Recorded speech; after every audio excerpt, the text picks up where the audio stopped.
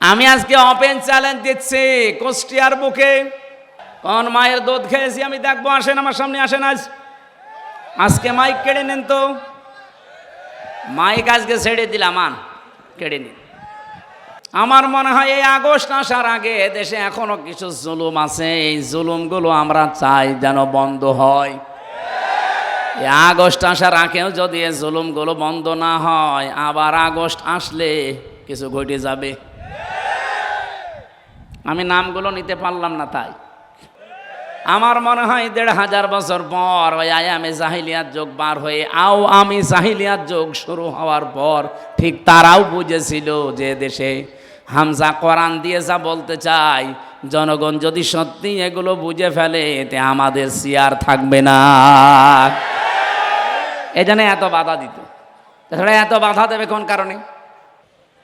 আমি আজকে open challenge দিচ্ছি কুষ্টিয়ার বুকে। এটা রেকর্ড হচ্ছে সারা বাংলাদেশে ৫৬,০০০ বর্গ মাইলে আমি যেখানে যাব, কোরআনের পক্ষে যারা আছে, একামতে দিনের পক্ষে যারা, এদেশে আল্লাহর আইন যাদের দ্বারা কায়েম হওয়ার সম্ভাবনা আছে, তাদের পক্ষে আমি রায় যাব, সিদ্ধান্ত যাব। কেউ নিষেধ করলে আমার নিষেধ করেন। কোন মায়ের দুধ খেয়েছি আমি দেখবো, আসেন আমার সামনে আসেন। আজকে মাইক কেড়ে নেন তো, মাইক আজকে ছেড়ে দিলাম, কেড়ে নিন। আর আমাদের জীবনের প্রথম কথাও যা, শেষ কথাও তা, যে এই জমিন আল্লাহর, আলাহুল খলক ওয়াল আমরু, আইনও চলবে আল্লাহর। জীবনে আমাদের আর কিছু না থাক, অন্তত এইটা আছে।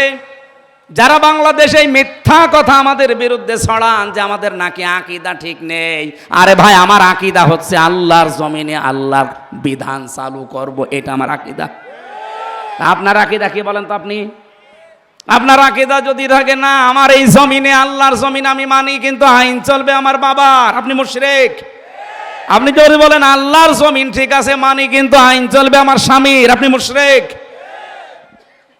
আমার আকীদা সাফ, এই জমিন আল্লাহর, আইন চলবে, আরো জোরে বলেন। সুতরাং আল্লাহর এই জমিনে আল্লাহর আইন বাদে অন্যের আইন যারা প্রতিষ্ঠা করার জন্য দল করেন, আন্দোলন করেন, মিছিল মিটিং করেন, ভোট দেন, আপনি মুশরিক। আপনার সাথে আত্মীয়তা করা জায়েজ নেই। একটু কড়া হয়ে যাচ্ছে। না না, কিসের কড়া, এখনো শুরু হয়নি, হালকা পাতলা বলছি। আল্লাহর জমিনে আল্লাহর আইন মরণের আগ পর্যন্ত চাবো। ওয়াবুদ রব্বাকা হাত্তা ইয়াতিয়াকাল ইয়াকিন, ওই পর্যন্ত তোমরা আল্লাহর ইবাদত করতে থাকো যতদিন ইয়াকিন না আসে। ইয়াকিন মানে মরণ, মৃত্যু যতদিন না আসে ততদিন তোমাদের ইবাদত চলবে। আর আল্লাহর জমিনে আল্লাহর দিন প্রতিষ্ঠা, এটা আমরা ইবাদত মনে করি। এটা সব ইবাদতের বড় ইবাদত মনে করি, অন্তত আমি। এই কথা বলেন না কেন? এই জন্য একটা জায়গায় মত পার্থক্য করা নিষেধ আমি বলেছিলাম, সেটা কোন জায়গায়? কোরআনের কাছে আসতে। আর এক জায়গায় আছে আনাকিমুদ্দিন ওয়ালা তাতাফাররাকু ফি, দিন কায়েমের কথা বললে কোনো ফতোয়াবাজি করবা না, কোনো মত পার্থক্য করা যাবে না, এ নির্দেশ কার? পুরা কোরআনের ভেতরে দুই জায়গায় মত পার্থক্য করা নিষেধ, হারাম। দলাদলি করা, আর বাংলাদেশ সহ বিশ্বের মুসলমানদের এখন এই দুই জায়গায় দলাদলি বেশি। অন্তত আমরা না করি, যে করে না বুঝে করুক, আমরা করব আজকে থেকে। দিন কায়েমের কথা যেই বলবে, হ্যাঁ পদ্ধতি ভুল হতে পারে, কিন্তু তার মনের ভেতরে তো আছে দিন কায়েম হোক এই জমিনে। কিন্তু যারা জালেম, মানুষের তৈরি করা আইন যারা কায়েম করতে চায়, বলেন তো তারা কোনো দিন চায় যে জমিনে আল্লাহর দিন কায়েম হোক? না, তারা চায় আমার স্বামীরটা হোক, আমার বাবারটা হোক। আমি আবার রিপিট করছি কারণ এটা খুব দরকার। যেই জিনিস আপনার না, যদি জোর করে, জবরদস্তি করে, দখল করে, কায়দা করে, যে কোনোভাবে নিজের আয়ত্তে নিয়ে নেন, ওটা ফেরত দেওয়া লাগবে। ওটা যদি কেউ ফেরত না দিয়ে নিজের কাছেই রেখে দেন, ওই অবস্থায় যদি মারা যান, আপনি নবীর উম্মত না। আর নবীর উম্মত যদি হয়ে না মরে, ওর জন্য জানাজা জায়েজ আছে, কবরে দেওয়া। তাহলে কে মরে যাচ্ছে আমরা কেন জবাই করব, কেন তার জানাজা দেব, কবরে দেব বলেন? আজকে কুষ্টিয়ার একজন মারা গেছে, আমি নাম নিলাম না। অনেক বহু কিছু 15.5 বছরে দখল করেছিল। এখন অনেকেই তার এই দখলকৃত জিনিস এই 8.5 মাস 9 মাসের ভেতরে তারাও বাবা শাহজালাল সব হালাল বলে আবার নিয়ে নিয়েছে। আমার মনে হয় এই ঝামেলায় পড়েছে, এ কারণে স্টক করে আজকে পটল তুলেছে।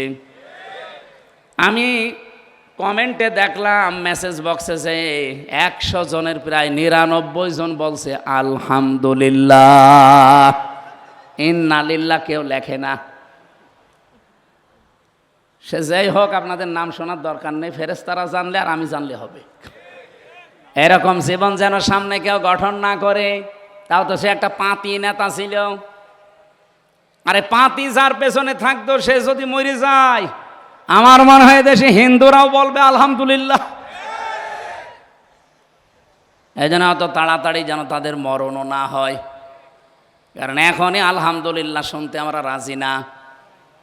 রিমান্ডে আমারে 8 কি 10 দিনের ভেতরে 8 দিন আমাকে একটা প্রশ্নই করেছিল, সে লোকটা এখন জেলে আছে। তৌফিক এলাহি না, জ্বালানি উপদেষ্টা ছিল। আর একজন ছিল এইচটি ইমাম, সিরাজগঞ্জের। এই লোকটা মারা যাওয়ার পরে আমি দেখেছিলাম বহু মানুষ ইনবক্সে কেউ ইন্নালিল্লাহ লেখে না, লেখে সব আলহামদুলিল্লাহ। আমি তো মোবাইলও চালাই না ওইভাবে, আমি বুঝিও না ভালো। আমার ওই শালাটা চালাই, তো ও শালা তো শালাই, ও লিখেছে আলহামদুলিল্লাহ। যেহেতু নামে আমার চলছে মুফতি আমির হামজা কুষ্টিয়া, ওই শয়তানরা ওইটা দেখেছে। রিমান্ডে আমারে বলছে কেন আলহামদুলিল্লাহ লিখলেন? কই এই যে ঠিক সবই ঠিক আছে, কিন্তু লিখেছে আমার শালা, আর শালার সব দোষ আমার ঘাড়ে। এই 10 দিন রিমান্ডের 8 দিন যে শাস্তি আমারে দিয়েছিল, প্রতিদিন ওই একই রকম। আমার আগে একজনকে নিয়ে গেল, দেখলাম বাড়ি চট্টগ্রামে ছাত্র দলের এক ভাই, ওরে নিয়ে যেই নখ তুলছিল। ওদের কাছে এমন একটা চেয়ার আছে, আমাকে দেখায় না, আমাকে বসিয়েছিল কিন্তু আমাকে ঘোরায়নি, কিন্তু ওই ভাইকে বসিয়ে আবার ঘুরিয়েছিল। এরকম চেয়ারে বসিয়ে 2 ক্লিপ দিয়ে হাত আটকিয়ে দেয়, পা আটকিয়ে দেয়, এ গলার কাছে একটা যে লাগিয়ে দেয় রাবার, আপনি নড়াচড়া করতে পারবেন না। হঠাৎ একটা মেশিন নিয়ে আসবে, মেশিন আমি দেখেছিলাম এই হাতের কাছে আর পায়ের কাছে লাগিয়ে দেয়, এমনভাবে সেট করা মনে আছে যে আমার হাত দেখে বানিয়েছে। হাতের কাছে লাগিয়ে শুধু একটা সুইচ টিপ দিলে একবারে নখগুলো খুলে সব চলে আসে। আর আপনি দেখেন এখন এই নখ খুলে কেমন ফিনকি দিয়ে রক্ত বের হয়। নখ খুলে গেলে যখন রক্ত ফিনকি দিয়ে আসে, তখন পাতলা মিহি ওই যে মোল্লা সল্ট ওইটা ছিটিয়ে দেয়। শুনতেই কেমন লাগছে, যারা দিল কেমন লাগছিল তার। আমি মাটির নিচে ওই সময় হাও মাও করে চিৎকার করছে লোকটা, নিয়ে এসে আমার রুমেই দিল। কারণ প্রত্যেকের রুম আলাদা, পাশের রুমে যে দেওয়া, এটা মোটা মোটা রড দেওয়া, সব দেখা যাচ্ছে। দেখছি ফিনকি দিয়ে রক্ত বের হচ্ছিল, ওই জায়গায় লবণ দিয়েছে। তাও মোটা লবণ দিলে তো হয়তো, পাতলা মিহি লবণ দিয়েছে। বলছে আমার একটা টিপ দিয়েছিল সুইচে, এক টিপে নাকি 120 বার করে ঘোরে ওই চেয়ারটা। 1 মিনিট পরে মনে হয় যে আমি 8-10টা পৃথিবী দেখতে পাচ্ছি। অবশ্য সুবহান আল্লাহ। দৌলতপুরের মানুষ তো দৌলতপুরের মতোই। বলেন তো যে একটু হালকা বর্ণনা বললাম, তাও আমার উপরে হয়নি, আমার সাথে ছিল তার উপরে একজন আলেম, আমার সাথে ছিল মুফতি ফখরুল ইসলাম। লোকটা শেষে এসে আমি এই 3 বছরের ভেতরে তার 1 বছর পেয়েছিলাম একসাথে। ওরে ডান্ডা বেড়ি দিয়ে 24 ঘন্টা ওই ফাঁসির কন্ডেম সেলের ভেতরে আমার রুমে দিয়েছিল। মাঝে মাঝে দেখি হাত পা সাটপাট হয়ে পড়ে আছে। কি ভাই আপনি এমন করেন? আমারে বলছে হামজা ভাই আপনার সাথে রিমান্ডে কি করেছে আমি জানি না, তবে আমারে নিয়ে পায়ের ভেতরে হাত দিয়ে, সামনে লোহার ব্যারিকেড ছিল, ও লোহার ব্যারিকেডের সাথে হাত আটকিয়ে দিয়েছে হ্যান্ডকাপ দিয়ে। 2 মিনিট 5 মিনিট না, 3 বছর এভাবে আটকিয়ে রেখেছে, 24 ঘন্টা। এই যে মানুষ যে শুয়ে থাকে, এটা যে কত বড় নিয়ামত আমি জানি। 24 ঘন্টায় মাত্র 1.5-2 মিনিট সময় দিত টয়লেট করার জন্য। টয়লেট তো হয় না, তাও সময় দিত মাত্র 1.5-2 মিনিট। সকালে কয়টা পচা ছোলা দিয়ে যেত, দুপুরবেলা 1 মুঠ ভাত দিত, তাও মনে হচ্ছে কেউ মাখিয়ে দিয়েছে। আমি ওনারা বললাম আপনি 60 হয়ে থাকেন, যদিও উনি 60 হয়ে গেলে আমার আর জায়গা থাকে না, কারণ এদিকে 3.5 হাত, এদিকেও 3.5 হাত, থাকবো কি করে? উনি যদি 60 হয়ে হাত পা ছেড়ে দেয়, তা আমি থাকবো কোথায়? আবার সামনে টয়লেট দেওয়া, টয়লেটের আবার দরজা নেই, শুধু 1-1.5 হাত মতো একটা দরজা দেওয়াল দেওয়া আছে। বসলে দেখা যায় না, দাঁড়ালে দেখা যায়। তাও তো ভেতরে অবস্থা। আর ওদের কাছে যখন রিমান্ডে মাটির নিচে ওই জায়গায় এমন কঠিন টয়লেট আছে, কিন্তু টয়লেটের দরজা আবার খোলা রাখা লাগে, 1-1.5 হাত খালি দেওয়াল দেওয়া। এটা যুবক মানুষ আমরা, বলেন তো এরকম একটা মানুষের সামনে যদি ওইভাবে টয়লেট পোষাবো তো আসবে না। আলেমদের সাথে এই ব্যবহার করতো, আমি নিজে সাক্ষী, নিজে দেখেছি। আর এখনকার এই শয়তানগুলোকে কোর্টে তোলার সময় ওদের আচরণ দেখেছেন, বলছে আবার সুযোগ পেলে সবাইকে দেখে নেব। ওই জায়গায় দাঁত মুখ খুলে ফেলা দরকার। আলেমদের মাথায় দড়ি দিয়ে, ডান্ডা বেড়ি দিয়ে বুকের ওপরে সে কি লাগাতো না, একটা কি যেন আছে, বুলেট প্রুফ জ্যাকেট, মাথার ওপরে টুপি দিয়ে, মনে হচ্ছে যে কি নিয়ে যাচ্ছে, অথচ কিছুই না। আবার হাত আমার বাঁধতো পেছনে, মাথায় দড়ি দিয়ে যখন কোর্টের সামনে দিয়ে নিত, আমার মনে হচ্ছে যে গরু ছাগল টেনে নিয়ে যাচ্ছে। ওই শয়তানগুলো সব কোর্টের বারান্দায় টিপ্পনি কাটতো, আমারে দেখে, মামুনুল হককে দেখে, সাখাওয়াত হোসেন রাজিরে দেখে, বলতে এই দেখেন জঙ্গি যাচ্ছে। এখন আপনারাও তো ওইভাবে যাচ্ছেন। এখন আমরা বলি দেখ কেমন লাগে।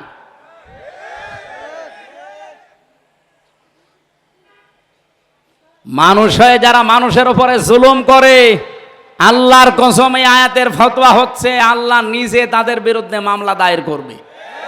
সুতরাং এই 15.5 বছরে যারা মানুষের উপরে জুলুম করেছেন, আপনি কিন্তু হামজার টার্গেট না, আল্লাহর টার্গেট। আমি যদি মামলা নাও দেই, আল্লাহ নিজে আপনার বিরুদ্ধে মামলা দেবে। এ বাংলাদেশে বহু মানুষ আমি দেখতে পাচ্ছি, তারা আল্লাহর মামলার আসামি। আর 2 নম্বরে কি ছিল? ওয়াবগুনা ফিল আরদি বিগাইরিল হক। দুনিয়া শান্ত হয়ে যাওয়ার পরে যারা অন্যায়ভাবে পৃথিবীতে বিশৃঙ্খলা তৈরি করে, এখন যেটা চলছে। গতকালকেও একটা আন্দাজে মিছিল বের করেছে, পুলিশ পিটিয়েছে, আমি দেখলাম একজনকে চড়াচ্ছে। দেখেন ভিডিওটা, কি চড়াচ্ছে, ওইভাবে চড়ানো দরকার। এতদিন কোথায় ছিলি? 15.5 বছর তোর কোনো খোঁজ ছিল না। এখন যত হেলমেট বাহিনী, যত রিকশা বাহিনী, যত আনসার বাহিনী, কত বাহিনী এখন আসতেছে, কোথায় ছিলেন এতদিন? দেশটা একটু শান্ত হতে দেন না কেন? 8.5 মাসের ভেতরে 26টা ইস্যু তৈরি করেছে ওখানে বসে বসে, একটা ইস্যুতেও কাজ দেয় না। আমি যে আয়াত পড়ে এটা ব্যাখ্যা করতে চেয়েছিলাম, কোরআনে কারিমের তাফসীর সঠিকভাবে করলে যারা আজ নিজেদেরকে আবরণ দিয়ে ঢেকে রেখেছেন, আল্লাহর কসম তারা বুঝে ফেলে যে হামজা যেটা জনগণকে বোঝাতে চায়, মানুষ যদি বুঝে ফেলে তে আমার অবৈধ ক্ষমতা থাকবে না। এটা বুঝে ফেলেছিল 1500 বছর আগে কে? আরো জোরে বলেন। আর এই যে 1500 বছর পরে এখন যারা বুঝে ফেলে, এরাও আবু জেহেলের আত্মীয় স্বজন। সুতরাং আমরা কোরআনে কারিম যেটা শুনতে আসলাম আজকে, এটা কোনো গোপন বিষয় নেই। বহু আলেম ওলামা, বহু ইমাম খতিব আমরা দেখি আয়াত পড়ে ঠিক, কিন্তু গোপন করে যায়। সেদিন আমি এই যে ব্রাহ্মণবাড়িয়া একটা মাহফিলে ছিলাম, এই মাইকের আওয়াজ শোনা যাচ্ছিল সর্বোচ্চ 1.5 কিলো দূরে। আমার ওই তাহেরি ভাই ওয়াজ করছে, আমি মাঝে মাঝে আলোচনা বন্ধ করে দিয়ে একটু শুনছিলাম, দেখি ভাই আমার কি বলে। উনি আয়াত পড়ল ঠিক, কুল হুয়াল্লাহু আহাদ। হে নবী আপনি বলেন আল্লাহ এক। এ নবী কোন নবী? এ নবী ফাতেমার বাবা। এ ফাতেমা কোন ফাতেমা? এ হাসান হোসাইনের মা। এ হাসান হোসাইন কে জানেন আপনারা? কারবালায় শহীদ হয়েছিল হুসাইন। আমি আপনাদেরকে হুসাইনের জীবন কাহিনী শোনাবো। আয়াত পড়েছে কি আর তাফসির হচ্ছে এরকম। কারবালার কাহিনী যদি 2.5 ঘন্টা না 5.5 ঘন্টাও আমি বলি, কারো গায়ে লাগবে না। কিন্তু কারবালার যে 27টা শিক্ষা আছে, 27টা বলা লাগবে না, 7টা বললেই জালেমরা মাহফিল বন্ধ করে দেবে। ও তো একটা শিক্ষাও বলবে না, শুধু চোখে পানি না আসলেও আন্দাজে কান্নার ভান করে এমন ভাবে টান দেবে মনে হচ্ছে বিশাল তাফসির হচ্ছে। অথচ কুলহু আল্লাহু আহাদ দিয়ে আল্লাহ তার একাত্মবাদের ঘোষণা দিয়েছে, তার ধারে কাছেও নেই। আরো কি করে শিরিক করা যায়, সেই শিরিকগুলো ওই যে ইয়ালি বাবা, শাহ আলী বাবা, কেল্লা বাবা, ফতে বাবা, এগুলো শিরিক না? কারণ আল্লাহর সাথে অন্য কাউকে জোর করে যদি কেউ ডাকে ওটা হচ্ছে শিরিক। এই আয়াত হচ্ছে সূরা আরাফের 181 নম্বর আয়াতে আছে। আল্লাহ রাব্বুল আলামিন বলেন, আমি আল্লাহর সাথে অন্য কাউকে জুড়ে দিবা না। যদি আমি আল্লাহর সাথে অন্য কাউকে কেউ জুড়ে দেয়, যারা এলহাদ করবে, বাড়া কমা করবে, এর ভেতরে জুড়ে দেবে, তোমরা তাদের সাথে মিশে ডাকবা না। এ ঘোষণা কার? অথচ এরা যে আল্লাহর সাথে জুড়ে দিয়েছে, আলী বাবা, শাহ আলী বাবা, কেল্লা বাবা, প্রকাশ্য শিরিক কিনা বলেন? আরো জোরে বলেন। এই জন্য আমি এক কথায় জবাব দিই, শিরিক কিন্তু অনেক প্রকার আছে, সবগুলো আমার আলোচনার বিষয় না। শিরিক বিল জাত পেয়েছি তাফসিরে, শিরিক বিল সিফাত, শিরিক বিল ইখতিয়ারা, শিরিক বিল হুকুক। আমি একটা একটা করে 120 প্রকার পর্যন্ত পড়েছিলাম। এক কথায় জবাব হচ্ছে, আল্লাহ যেটা পারে পৃথিবীর অন্য কেউ পারে। আরো জোরে বলেন। যদি কেউ বিশ্বাস করে যে না অন্য কেউ আল্লাহর মতো পারে, সে সঙ্গে সঙ্গে মুশরিক। আরো জোরে বলেন, বলেন বলেন। তো পৃথিবী চালাতে পারে কে? না মা দুর্গাও পারে? এ পৃথিবী চালাতে পারে আল্লাহ, অন্য কেউ এখানে আর শরীক? আরো জোরে বলেন। এ দুনিয়া চালাতে হলে আইন লাগে, আইন দিতে পারে শুধুমাত্র একমাত্র কেবলমাত্র কে? অন্য কেউ পারে? তাহলে এই কথাই তো বলি আমরা, অন্যের কোনো আইন এই পৃথিবীতে যদি চলে, কেউ যদি চালানোর চেষ্টা করে, সে মুশরিক। কারণ শিরিক করেছে সে আল্লাহর আইনের সাথে। আর আমাদের জীবনের প্রথম কথাও যা, শেষ কথাও তা, যে এই জমিন আল্লাহর, আলাহুল খালক ওয়াল আমরু, আইনও চলবে আল্লাহর। জীবনে আমাদের আর কিছু না থাক, অন্তত এইটা আছে। যারা বাংলাদেশে মিথ্যা কথা আমাদের বিরুদ্ধে ছড়ান যে আমাদের নাকি আকীদা ঠিক নেই, আরে ভাই আমার আকীদা হচ্ছে আল্লাহর জমিনে আল্লাহর বিধান চালু করব, এটা আমার আকীদা। আপনার আকীদা কি বলেন তো? আপনি আপনার আকীদা যদি থাকে না আমার এই জমিনে আল্লাহর জমিন আমি মানি, কিন্তু আইন চলবে আমার বাবার, আপনি মুশরিক। আপনি যদি বলেন আল্লাহর জমিন ঠিক আছে মানি, কিন্তু আইন চলবে আমার স্বামীর, আপনি মুশরিক। আমার আকীদা সাফ, এই জমিন আল্লাহর, আইন চলবে। আরো জোরে বলেন। সুতরাং আল্লাহর এই জমিনে আল্লাহর আইন বাদে অন্যের আইন যারা প্রতিষ্ঠা করার জন্য দল করেন, আন্দোলন করেন, মিছিল মিটিং করেন, ভোট দেন, আপনি মুশরিক। আপনার সাথে আত্মীয়তা করা জায়েজ নেই। একটু কড়া হয়ে যাচ্ছে। না না, কিসের কড়া, এখনো শুরু হয়নি, হালকা পাতলা বলছি। আকীদা সাফ করা লাগবে। আমার আলোচনার বিষয় 5টার ভেতরে এটা একটা, যে আকীদা বিশুদ্ধ করা লাগবে, সাফ করা লাগবে। আমি যে তেলাওয়াত করেছি এর ভেতরে 5টা বিষয় লুকিয়ে আছে, আমি সামনে নিয়ে আসব। আপনার কি ধৈর্য হারা হয়ে যাচ্ছেন? আর কিছুক্ষণ সময় দেওয়া যাবে না? সাফ করছি আমি, আগে এটা ঠিক করে নেই। সূরা বাকারার 208 নম্বর আয়াতটা পড়েছিলাম, আর লক্ষ লক্ষ হাদিস থেকে মাত্র একটা হাদিস একটু লম্বা, ওইটা পড়েছিলাম। এই দুটাকে সামনে নিয়ে আমি কথা বলবো ইনশাআল্লাহ। রব্বুল আলামিন এখানে ঈমানদারকে ডাক দিয়েছিলেন, ইয়া আইয়ুহাল্লাযীনা আমানু, ওহে যারা ঈমানের দাবি করো, উদখুলু ফিস সিলমি কাফা, তোমরা পরিপূর্ণভাবে ইসলামে প্রবেশ করো। এ নির্দেশ কার?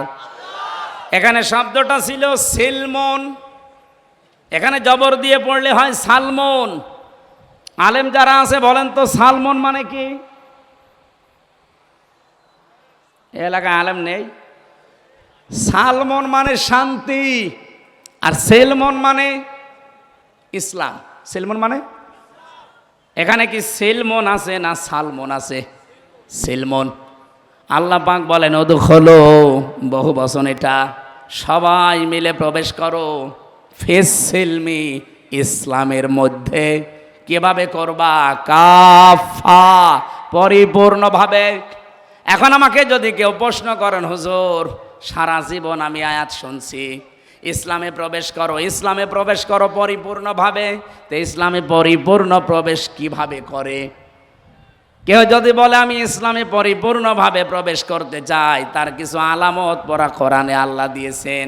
আমি 9টা পেয়েছি, সামারাইজ করে 5টা বানিয়েছি। আপনি যদি এই 5টার ভেতরেও নিজের জীবনকে, প্র্যাকটিক্যাল লাইফকে মিলাতে বিশ্বাস করতে পারেন যে আমি ইসলামে পরিপূর্ণ দাখিল হয়ে গেছি, সুবহানাল্লাহ বলতে পারেন না?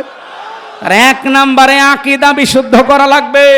এই জন্য এই পয়েন্টটা নিয়েছি। আজ বহু রকমের আকীদা চলছে বাংলাদেশে। এই দেশে যারা একামতে দিন কায়েম করতে চায়, আল্লাহর কসম কোরআন শরীফ আমি সামনে নিয়ে হাতে নিয়ে বলছি, তাদের বিরুদ্ধে একটা মিথ্যা অপপ্রচার করা আছে যে তাদের আকীদা ঠিক নেই। আরে ভাই, আমার আকীদা, আমি সাফ কথা বলছি, আল্লাহর জমিনে আল্লাহর আইন প্রতিষ্ঠা করা, এটা আমার আকীদা। হ্যাঁ, আমার সিস্টেম ভুল হতে পারে, কেউ গণতন্ত্রের নাম দেন, কেউ রাজতন্ত্রের নাম দেন, কেউ খেলাফতের নাম দেন, আমার সিস্টেম ভুল হতে পারে, কিন্তু আমার বিশ্বাসে ভুল নেই। আমি আব্রাহাম লিঙ্কনের গণতন্ত্র আমিও মানি না, জনগণ সমস্ত ক্ষমতার উৎস, এই বিশ্বাস আমারও নেই।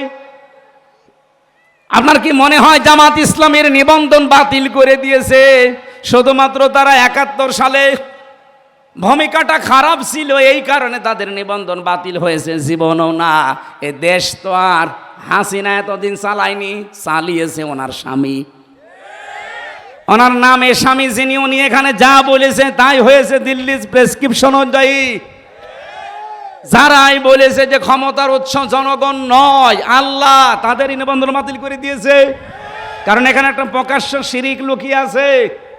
আপনিও কালকে বলেন যে জনগণ সমস্ত ক্ষমতার উৎস, আমরা মেনে নিলাম, আপনারটা আজকে ফেরত দিয়ে দেবে। এই জন্যই তো বারবার বলছি, সংস্কার যখন আরম্ভ হয়েছে, 2732 জন মানুষ যখন অন্তত জীবন দিলই, তাদের জীবনের মূল্য যদি দিতে চান, বাংলাদেশে এই মানানো সংবিধান যেটা শিরিক কুফর দিয়ে ভরপুর করা, এর যতগুলো ধারা আমি পড়েছি অধিকাংশ ধারা কোরআনের সাথে মেলে না। এই কোরআনে আল্লাহ একটা সংবিধান নামে সূরা দিয়েছেন, তার নাম ফুরকান। ফুরকান মানে সংবিধান, আধুনিক অর্থ ফুরকান মানে সংবিধান। এখানে 77টা আয়াত আছে, কয়টা? 73টা ধারা আছে। আপনি তাফসির বুঝে বুঝে পড়েন। পৃথিবীর কোন এলাকা যদি কেউ ভালো বানাতে চায়, মিনি জান্নাত তৈরি করতে চায়, এই 77টা আয়াতের 73টা ধারা ওই দেশে যদি কায়েম করে দিতে পারেন, ওই এলাকা মিনি জান্নাত হয়ে যাবে। আর আমরা ওইটাই চাচ্ছি। সংস্কার আরম্ভ হয়েছে সেই 2024-এর 5 আগস্ট থেকে শুরু করে বারবার আহ্বান জানাচ্ছি যে সংস্কার করেন, তাড়াতাড়ি করেন। কেউ বলছে না সংস্কার লাগবে না, তাড়াতাড়ি নির্বাচন দেন। নির্বাচন দিয়ে করবো কি?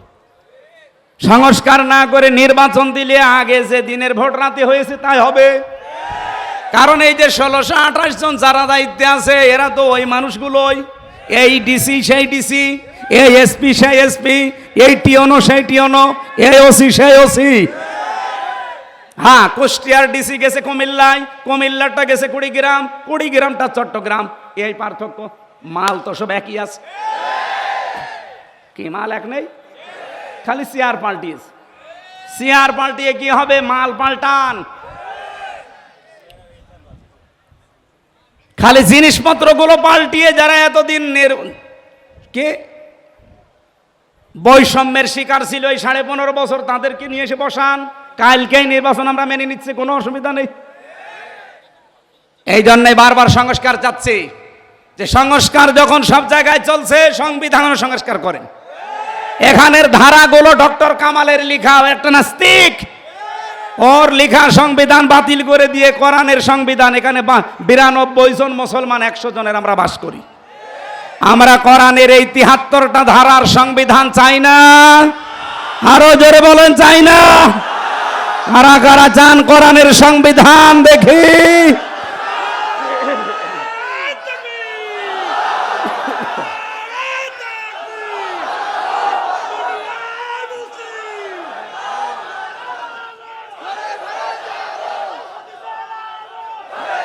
আলহামদুলিল্লাহ ভাই।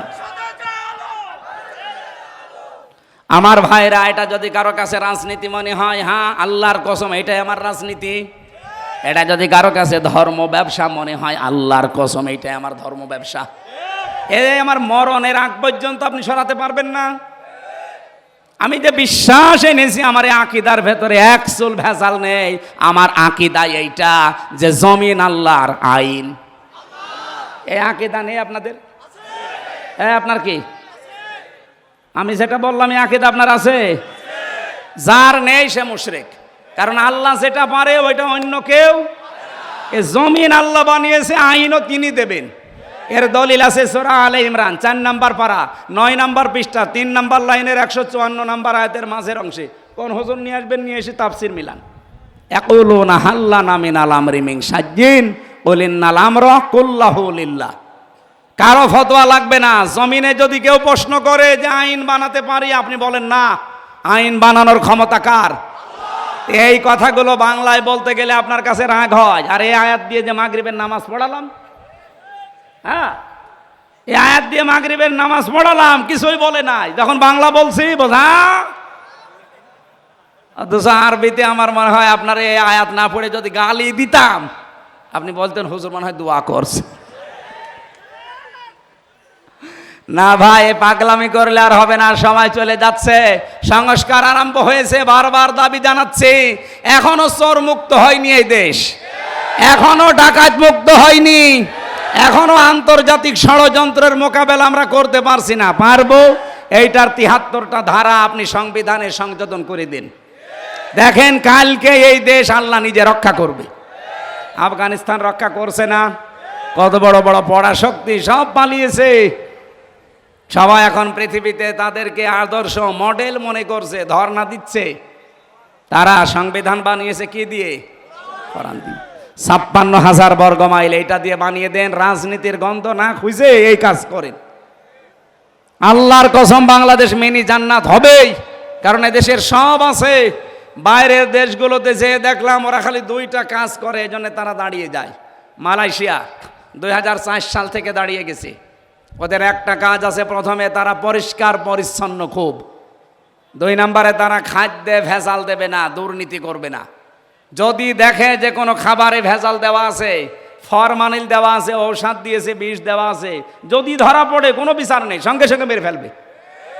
এইটা আজকে বাংলাদেশে 10টা করে দেখেন, খাদ্যে ভেজাল দেওয়া ওর জীবনও সাহস হবে না। আর খাদ্যে যদি ভেজাল না দেন, শরীরের ভেতরে ভেজাল খাদ্য ঢুকবে না, আপনার শরীর থাকবে নিরাপদ, রোগ থেকে আপনি মুক্ত থাকবেন। আমাদের দেশের রোগ শোকগুলো বেশি হওয়ার পেছনে খাদ্যে ভেজাল আর এই যে জার্মগুলো, এই যে বাতাসের ভেতরে যেগুলো উড়ে বেড়ায়। অথচ মালয়েশিয়া বাংলাদেশের চাইতে প্রায় 5 ডবল বড়। এত বড় বিশাল দেশে মাত্র 9 দিনে এলাকা সব ঘুরে আসলাম। সিঙ্গাপুর খুব বড় না, এটা বাংলাদেশের একটা জেলার অর্ধেক। এই কুষ্টিয়া জেলার অর্ধেক হবে সিঙ্গাপুর। 44 কিলো এদিক ওদিক। আমার মনে হয় কুষ্টিয়ার এ মাথা থেকে ও মাথা প্রায় 70-80 কিলো হবে, হবে না? এই দৌলতপুরের একেবারে তেকালা থেকে শুরু করে ওই খোকসার একেবারে শেষ ওই জানিপুর পর্যন্ত আপনি হিসাব করে দেখেন, পুরাটা 60-70 কিলো হয়ে যাবে। সেই হিসাবে সিঙ্গাপুর মাত্র 44 কিলোমিটার এদিকে ওদিক মিলে। অথচ বিশ্বে 257টা রাষ্ট্রে তাদের দাপট কি? দুর্নীতি মুক্ত যদি আমরা হতে পারতাম, আর ওই মানুষগুলোকে যদি সামনে এখন বসাতে পারতাম, কিচ্ছু লাগবে না। এই দেশে শুধু পাচার হওয়া টাকাগুলো নিয়ে এসে দেন, আর মাওলানা মতিয়ার রহমান নিজামের মতো মন্ত্রী তৈরি করেন, মন্ত্রিত্ব চালিয়ে 26 টাকা ফেরত দেবে। পৃথিবীর ইতিহাস পাল্টিয়ে দিয়েছে। দুর্নীতি মুক্ত মন্ত্রী এই দেশে ছিল না? ছিল না? অনবীক্ষণ যন্ত্র দিয়েও 1 টাকা দুর্নীতি পায়নি। আর এমন মন্ত্রী 620টা বাড়ি শয়তানের। কত? 620টা বাড়ি পালিয়েছে। এখন সেদিন গিয়েছিলাম, সে দেখি থাইল্যান্ডে, হ্যাঁ থাইল্যান্ডে, পড়ে আছে। ওপর থেকে নামছি, হোটেল থেকে নেমে দেখি বসে আছে, চা খাচ্ছে। কি বলছো? হুজুর আমি আগেই পালিয়েছি। আগে পালাবেন কেন? আপনি পালাবেন কেন? আপনার না 620টা বাড়ি, আপনি এই 9 মাস থাকলে আরো 500 বাড়ি বানিয়ে ফেলতেন। একটা মানুষের বাড়ি লাগে কত বলেন তো? হ্যাঁ, তাও ভূমি মন্ত্রী না। ও যদি হানিফ সাহেবের পর্যায়ে থাকতো তাহলে অন্তত 1000 বাড়ি বানালে মেনে নিতাম। হানিফ সাহেব বাংলাদেশের এই পর্যায়ে, যে 3 নাম্বার পর্যায়ে ছিল কাওয়া কাকুর পরে, কাওয়া কাকুর পর ছিল না, তার মাত্র কয়টা? 3টা বাড়ি, ঢাকা 1টা, আর শ্বশুর বাড়ি তো নিজের বাড়ি না, খোল না, ওটা বাদ দিলাম, কুষ্টিয়ায় 1টা, ভেড়ামারা 1টা। এত বড় নেতার মাত্র 3টা বাড়ি, বাকি তার টাকা পয়সা কিছুই নেই। তার এক চাচাতো ভাই, আমি নাম নিলাম না, তার শুনছি নাকি 1000 কোটি টাকা শুধু তার স্ত্রীর আছে, তার চাচাতো ভাইয়ের এক স্ত্রীর। আমি সেদিন একটা জরিপ পেয়েছিলাম, বাংলাদেশের এই টাকাগুলো যদি পাচার না হতো, বাংলাদেশে 4 বার বাজেট দেওয়ার পরেও টাকা বেঁচে থাকতো, আমরা 4 বছর বাংলাদেশে কিচ্ছু করা লাগতো না, শুধু বসে বসে খেতাম। অথচ এই দেশে এখন প্রায় 36 লাখ যুবক বেকার। এগুলো বাইরের দেশে তো যায়, যে দেখি কেউ ঝাড়ু দিচ্ছে রাস্তা, কেউ রুটি বানাচ্ছে, কেউ চা বানায়, কেউ কাপড় চোপড় সেলাই করে, কেউ পায়খানা সাফ করে। অথচ এই টাকা পাচার না করে আপনারা যদি দেশে কর্মসংস্থান তৈরি করতেন, এই শহর এলাকায়, বাইরের দেশগুলোতে শহর এলাকা পেলে সেখানে সোনা ফলায় তারা, অথচ হাজার হাজার বিঘা, এই দৌলতপুরে সিলমারি শহর নেই, আমি শুধু ইন্টারনেটে দেখেছি, হাজার হাজার বিঘা পড়ে আছে। আমি 19 সালে একবার গিয়েছিলাম এই পাশে জলঙ্গি, ওই বেনাপোল দিয়ে ঘুরে কলকাতা দিয়ে, ওনাদের জলঙ্গি ওই বাজারে মাহফিল ছিল। বললাম যে বাংলাদেশের কোন এলাকা? বলছে কুষ্টিয়া। আরে ভাই, কুষ্টিয়া থেকে তো আসলাম, এই নদী পার হলেই তেকালা, ওই জলঙ্গার পাশে তেকালা না। এটা তার উন্নত রাষ্ট্র না যে ওরা এটা করবে। কিন্তু সিঙ্গাপুরে যান, চারিদিকে সাগর, মালয়েশিয়া যান, শুধু পাহাড় পাথর আর মরুভূমি, ধুধু, লক্ষ লক্ষ বিঘা পড়ে আছে, তারা ওই জায়গাগুলো কাজে লাগাচ্ছে। এরপরে থাইল্যান্ডে যান, এই বাহরাইনে গিয়েছিলাম, এই রাষ্ট্রগুলো আজ দাঁড়িয়ে যাচ্ছে। এইরকম শহর অঞ্চলগুলো যদি টাকাগুলো পাচার না করে, এখানে ইনো সাহেব আর হানিফ সাহেব যেহেতু দুইজনে এলাকার, ওনারা যদি এই টাকাগুলো কাজে লাগাতো, আজকে জেলেও থাকা লাগতো না, দেশ থেকে পালানো লাগতো না। অন্তত অন্য কেউ পালালে আপনাদেরকে পালানো লাগতো না। কি করলেন? নিজে টাকাগুলো এখন ভোগও করতে পারছেন না, আর আমাদের মাথার উপরে ঋণের বোঝা দিয়ে গেলেন। বাংলাদেশে এখন একজন মানুষের মাথার উপরে 1,02,000 টাকা ঋণ। এখন যদি কেউ জন্ম নেয়, তার মাথার উপরে 1,02,000 টাকা অন্তত সে ঋণ নিয়ে দুনিয়া আসতেছে। এরকম একটা রাষ্ট্রে আমরা বাস করছি। আফসোস লাগছে আমার। সেদিন মালয়েশিয়ায় ইসে যাচ্ছিলাম, এই যে মৌলভীবাজার যাওয়ার সময় যে পাইলট এই হেলিকপ্টার নিয়ে যাচ্ছিল ওনারা, ওই যে হুক আছে না দরজার, পাইলট আমারে বলছে, হুজুর সাবধানে বসেন, হুকের ওপরে যেন হাত না লাগে, তাহলে খুলে কিন্তু পড়ে যাবেন। মনে মনে একটু চিন্তা আসলো, আল্লাহ, আগস্টের 5 তারিখে যে 2 জন চলে গেল, এদের জন্য একটু হুকটা খুলে যেত, আর যদি আমার সামনে পড়তো আমি একটু দোয়া করে দিতাম। এ পাশের উপর না ৭৬,০০০ কোটি টাকা শুধু একজন এখান থেকে নিয়েছে। এখনো পর্যন্ত দেখি অনেকে জালেমের সাফাই গায়। আপনি মানুষ, জালেম তো সাধারণ জিনিস না, জালেম হচ্ছে আল্লাহর মামলার আসামি। আর সবচাইতে বড় জুলুম পৃথিবীতে আল্লাহর আইন বাদ দিয়ে অন্যের আইন প্রতিষ্ঠা করা, আর আমরা সেইটারই বিরুদ্ধে। এই কথা বলে না কেন? এই জন্য আপনারা আমাদেরকে টার্গেট মনে করেন। আরে ভাই, আপনার টার্গেট তো আমি হওয়ার কথা না, আপনার টার্গেট কে? আল্লাহ, আমি আল্লাহর ওই কথাই তো বলছি। আল্লাহর জমিনে আল্লাহর আইন মরণের আগ পর্যন্ত চাবো। ওয়াবুদ রব্বাকা হাত্তা ইয়াতিয়াকাল ইয়াকিন, ওই পর্যন্ত তোমরা আল্লাহর ইবাদত করতে থাকো যতদিন ইয়াকিন না আসে। ইয়াকিন মানে মরণ, মরণ, মৃত্যু যতদিন না আসে ততদিন তোমাদের ইবাদত চলবে। আর আল্লাহর জমিনে আল্লাহর দিন প্রতিষ্ঠা, এটা আমরা ইবাদত মনে করি। এটা সব ইবাদতের বড় ইবাদত মনে করি, অন্তত আমি। এই কথা বলেন না কেন? এই জন্য একটা জায়গায় মত পার্থক্য করা নিষেধ আমি বলেছিলাম। সেটা কোন জায়গায়? কোরআনের কাছে আসতে। আর এক জায়গায় আছে আনাকিমুদ্দিন ওয়ালা তাতাফাররাকু ফি, দিন কায়েমের কথা বললে কোনো ফতোয়াবাজি করবা না, কোনো মত পার্থক্য করা যাবে না। এ নির্দেশ কার? পুরা কোরআনের ভেতরে এই দুই জায়গায় মত পার্থক্য করা নিষেধ, হারাম। দলাদলি করা, আর বাংলাদেশ সহ বিশ্বের মুসলমানদের এখন এই দুই জায়গায় দলাদলি বেশি। অন্তত আমরা না করি, যে করে না বুঝে করুক, আমরা করব আজকে থেকে। দিন কায়েমের কথা যেই বলবে, হ্যাঁ পদ্ধতি ভুল হতে পারে, কিন্তু তার মনের ভেতরে তো আছে দিন কায়েম হোক এই জমিনে। কিন্তু যারা জালেম, মানুষের তৈরি করা আইন যারা কায়েম করতে চায়, বলেন তো তারা কোনো দিন চায় যে জমিনে আল্লাহর দিন কায়েম হোক? না, তারা চায় আমার স্বামীরটা হোক, আমার বাবারটা হোক,